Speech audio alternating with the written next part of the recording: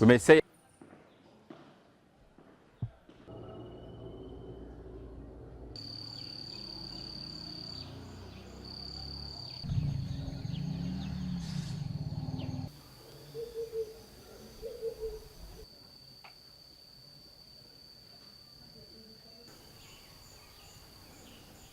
took more than 2 weeks just turning.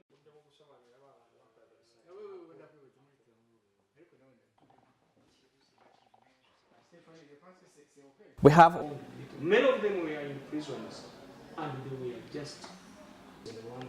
But for sure, we've got many people.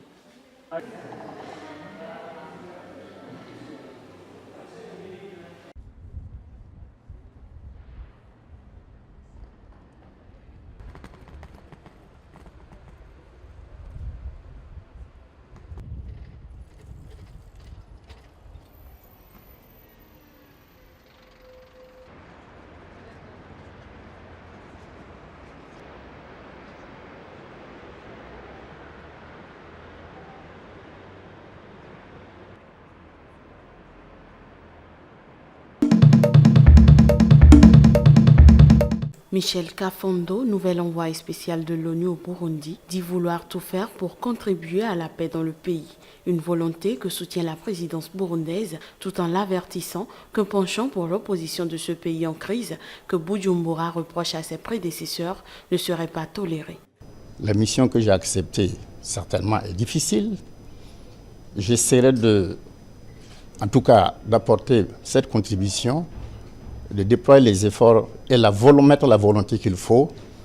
Et je pense que dans toute chose, il faut le faire aussi en accord et en harmonie avec le pays que vous voulez servir. Je veux dire le pays, le Burundi. Les relations entre le Burundi et les Nations Unies ont empiré après la publication du rapport d'experts onusiennes attribuant à la police et aux forces de sécurité gouvernementales des violations graves des droits de l'homme en septembre 2016.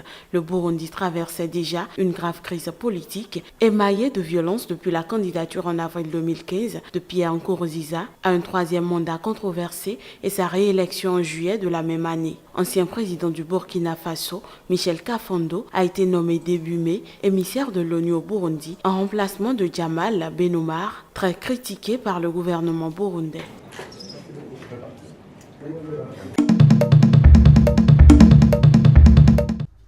Pas d'électricité dans ce village au sud de la République démocratique du Congo, mais des peintures qui valent de l'or.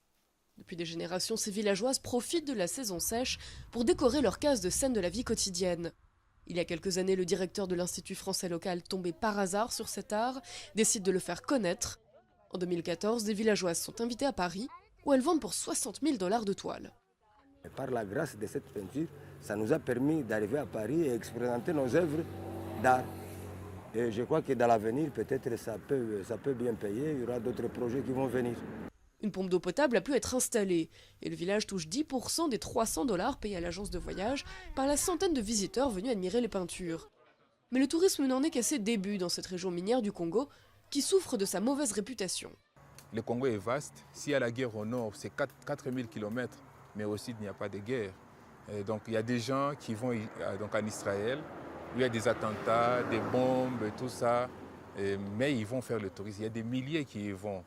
Pour faire fructifier l'art de la région, ce tour opérateur table aussi sur la malachite, très répandue dans les environs. L'arrivée d'entrepreneurs chinois amateurs de souvenirs a relancé les ventes, mais la crise politique que traverse le pays depuis plusieurs années en décourage plus d'un. Déjà que le marché est très difficile ces derniers temps. Vous savez, avec tout ce que le pays traverse, on a du mal. Les touristes n'arrivent pas à venir ici. Autre frein, les lourdeurs administratives, comme pour obtenir un visa. Mais les professionnels sont optimistes. Pour eux, certains défauts peuvent devenir des atouts.